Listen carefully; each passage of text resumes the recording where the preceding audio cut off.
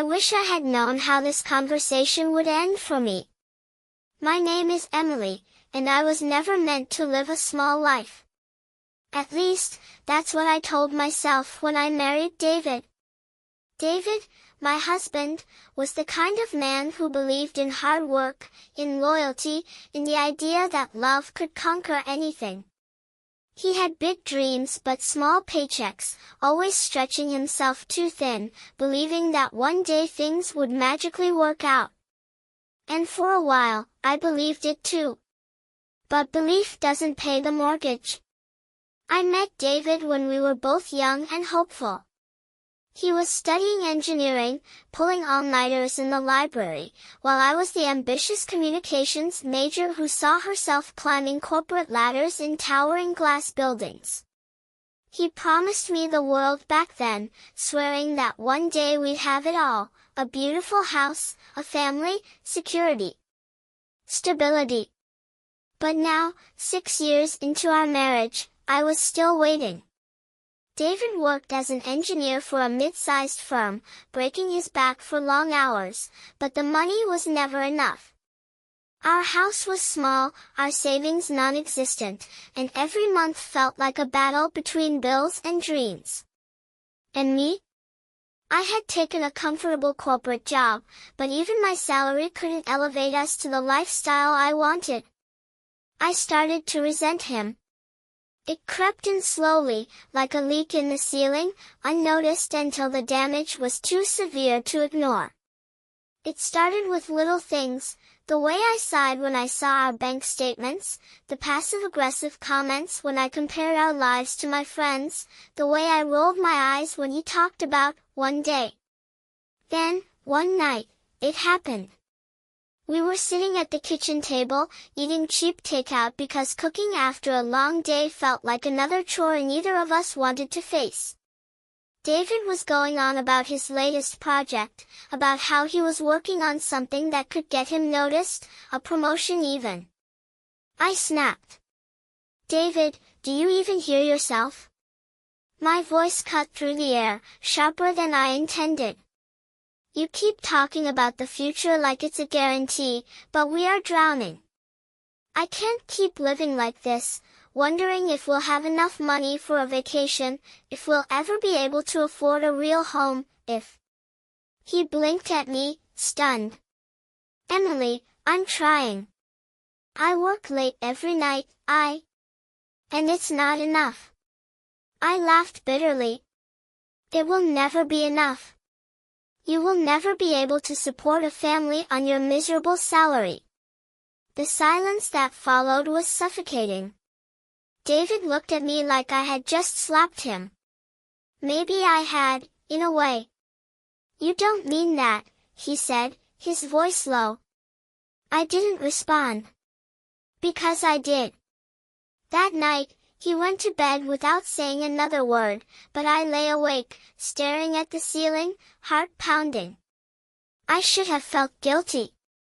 I should have regretted the words the second they left my mouth. But I didn't. Because deep down, I had already made up my mind. I deserved more. And if David couldn't give it to me, I knew someone who could. The morning after my outburst, David left for work in silence. He didn't kiss me goodbye like he usually did, didn't even look at me before walking out the door. I told myself I should feel bad, but instead, I felt free. I had spent years feeling trapped, suffocating under the weight of his unfulfilled promises. I didn't want to struggle anymore. I wanted more, and I knew exactly where to get it. His name was Nathan. Nathan was everything David wasn't. Successful. Charismatic. Wealthy. He was a senior executive at the firm where I worked, and I had known for months that he was interested in me. It started with lingering glances across the conference room, the occasional brush of his hand against mine when he handed me a document, the way his eyes darkened whenever he caught me staring too long. At first, it had been harmless flirting. A thrill.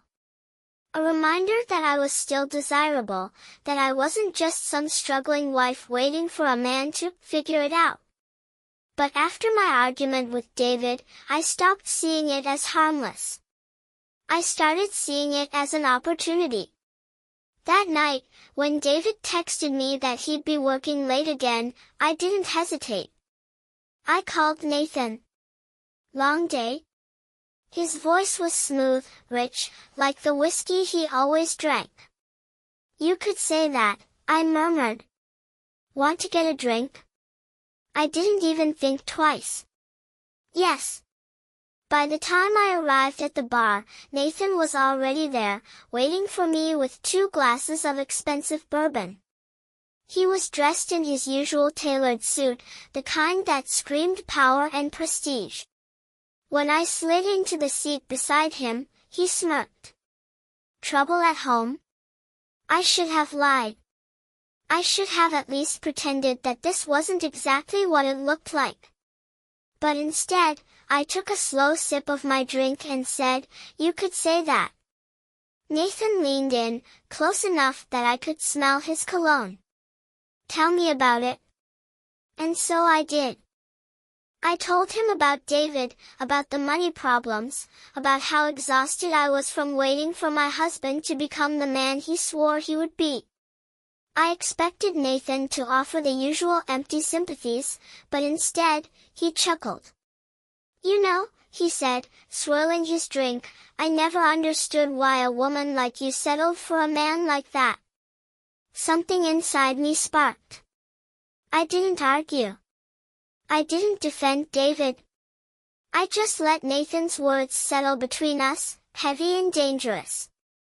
And then he reached for my hand. I should have pulled away. I should have walked out of that bar before I did something I couldn't take back.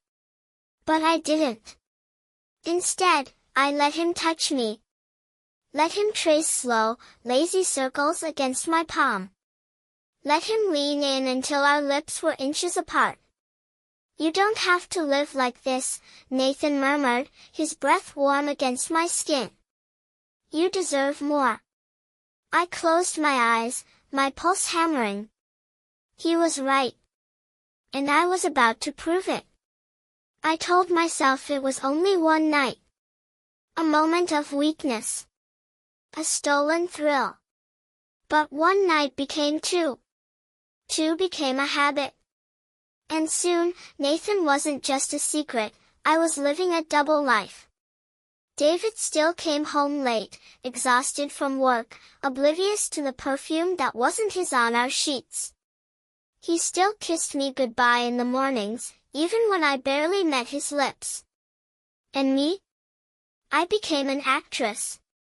Smiling when I needed to, feigning affection when required, and slipping into Nathan's world when the weight of my own became too much to bear. With Nathan, there was no struggling, no budgeting every penny, no waiting for a future that never seemed to come. There were only expensive dinners, weekend getaways in penthouse suites, and the intoxicating rush of being wanted by a man who could give me everything I had ever dreamed of. I should have known it was all too easy. The first crack in my perfect lie came on a Sunday morning. David had gotten up early, made coffee, just like he always did, but something was different. He wasn't his usual distracted, overworked self. He was watching me. Not in the usual, adoring way, but with a quiet intensity that made my stomach twist. "Emily," he said finally, his voice unreadable. "Are you happy?" The question took me off guard. "What?" "Are you happy?" he repeated, setting his mug down. "With me. With us." A chill ran down my spine. Did he know? Had he found out? I forced a smile. "Of course. Why would you even ask that?" David studied me, and for the first time in months, I realized just how much he had changed. His once boyish face was sharper, his eyes darker. There was something there now, something heavy. Something dangerous. No reason, he said finally, but his gaze lingered on me a little too long before he walked away. That should have been my first warning. The second came a week later. Nathan and I had booked a hotel room downtown, a sleek, modern suite with floor-to-ceiling windows that overlooked the city. He was in the shower, and I was wrapped in the plush robe, sipping champagne, when my phone buzzed. A message from David. "Where are you?" My heart stopped. I had told him I was at a late work event. That I'd be home late. But something about his text felt off. Another message came through before I could respond. "I hope it's worth it." I nearly dropped my glass. My fingers trembled as I typed. "What are you talking about?" No response. I called him. Straight to voicemail. Panic set in. By the time I got home that night, David was gone. His clothes were missing from the closet. His favorite coffee mug was gone from the counter. Even his truck, the old beat-up Ford he swore he'd drive until it died, wasn't in the driveway. He had vanished. And in his place, sitting on the kitchen table, was a single envelope with my name on it. My hands shook as I opened it. Inside was a single piece of paper. A bank statement. Nathan's name was on it. My heart pounded as I skimmed through the numbers, transactions, withdrawals, deposits. My breath caught in my throat when I saw the most recent transfer. A $50,000 deposit from an unknown account. And next to it, a note in David's handwriting. "Hope he was worth it." My blood turned to ice. How did he know? I turned the page, and my stomach twisted into knots. Attached was a photo. A surveillance shot of Nathan and me in the lobby of our usual hotel. David had been watching me. For how long? How much did he know? And then I saw the second piece of paper. A divorce petition. My vision blurred. My perfect double life was unraveling, slipping through my fingers like sand. And then, just when I thought it couldn't get worse, my phone buzzed again. A text from an unknown number. "Check the news." Dread curled in my chest as I reached for the remote, my hands barely able to hold it steady. The screen flickered on, and there he was. David. Standing in front of a podium, cameras flashing, his voice calm and composed. "I have spent the last 6 years building a life with someone I thought I knew. Someone I trusted," he was saying. "But trust is fragile. And when it's broken, there are consequences." My breath hitched. I built my company from the ground up. I worked for everything I have.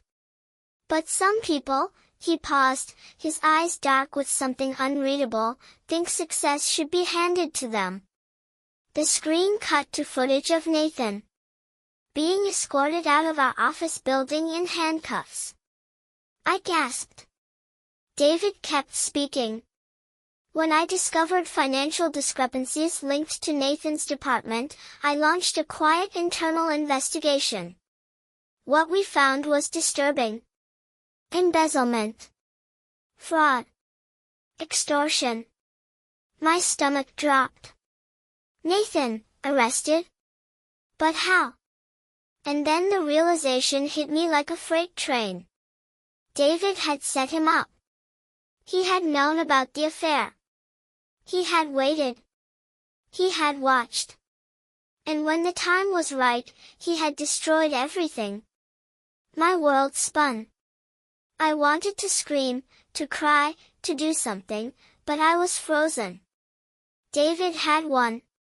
And I had lost everything. I sat in the ruins of my life, staring at the television screen in disbelief. Nathan was in handcuffs. David had set him up. And worst of all, I never saw it coming. For hours, I sat there, numb, as the news played out in excruciating detail. The charges against Nathan were damning: wire fraud, corporate espionage, and misuse of company funds. Millions of dollars funneled through offshore accounts. But the real kicker? Nathan was pleading guilty. Not fighting. Not denying it. Just folding. And that's when it hit me. David had planned everything. He had waited patiently, like a spider spinning its web, letting me think I was in control, until I wasn't. My hands were shaking as I tried to call Nathan, but his number was disconnected. My texts went undelivered. He was gone, just like David. Panic gripped me. What had I done? I needed answers, and there was only one person who had them. The house was dark when I arrived. David's old truck was parked in the driveway, the same truck I had once mocked, now looking like a fortress in the night. I hesitated before knocking. Would he even let me in? I knocked again, more forcefully this time. The door swung open. And there he was. David looked different, harder. There was something cold in his expression, something that sent a chill down my spine. Emily. His voice was calm. Too calm. David, I whispered. Please. I just need to talk. He studied me for a long moment before stepping aside. I walked in, feeling the weight of what I had done settle onto my shoulders like chains. I saw the news, I started, my voice barely above a whisper. David smirked. I know. You did this, I accused, my voice trembling. You set him up. His eyes darkened. I did what needed to be done. I took a step forward, desperate. Why, David? Why not just leave? Why not just walk away? He let out a bitter laugh. Walk away? He shook his head. After everything I gave you? After everything I sacrificed? I swallowed hard. You wanted revenge. He leaned against the kitchen counter, arms crossed. No, Emily. I wanted justice. Tears welled in my eyes. And me? What happens to me? David's expression didn't change. You don't exist to me anymore. The words hit me harder than I expected. But then, before I could even process them, he smiled. A slow, deliberate smile. And that's when I knew. David wasn't done. There was more. Something worse. My stomach twisted in dread. What did you do? David's smirk deepened as he reached into a drawer and pulled out a folder. He tossed it onto the counter. I hesitated before opening it, my hands trembling. The moment I saw what was inside, my vision blurred. Photos. Of me. With Nathan. In the hotel. In his car. In his office. Signed documents. My resignation letter. A prenup, one I didn't remember signing but had my signature on it. A letter from my employer, terminating me due to immoral conduct violations. And then, the final blow. A court summons. I choked on my breath. What is this? David exhaled, like he was savoring this moment. You didn't think I'd let you walk away, did you? I don't, my head was spinning. David, please, You cheated on me, he interrupted coldly. You humiliated me. You made me feel like nothing. I opened my mouth, but he kept going. So, I did what you wanted, Emily. He tilted his head mockingly. I finally became the man you always wished I was. I couldn't breathe. He had ruined me. And he wasn't even finished. David took a slow step forward, closing the space between us. You don't have a job. You don't have money. You don't have Nathan. His voice was smooth, deliberate. You have nothing. Tears streamed down my face. David. But I do. I barely had time to process his words before he pulled something else from his pocket, a set of keys. And then he turned his wrist, tossing them onto the counter next to the folder. My car keys. I looked up at him, confused. You can leave now, he said simply. Take your car. Take whatever's left of your dignity. I stared at him, silent, broken. And then his lips curled into something almost satisfied. But just so we're clear, he added softly, if you ever show your face here again, I'll bury you deeper than I buried Nathan. A shiver ran through me. David had always been kind, gentle, loyal. But the man standing in front of me? He was someone else. Someone dangerous. Someone I had created. I wanted to fight back. To scream. To destroy him the way he had destroyed me. But instead, I picked up my keys. I turned. And I walked out the door. Into the cold. Into nothing.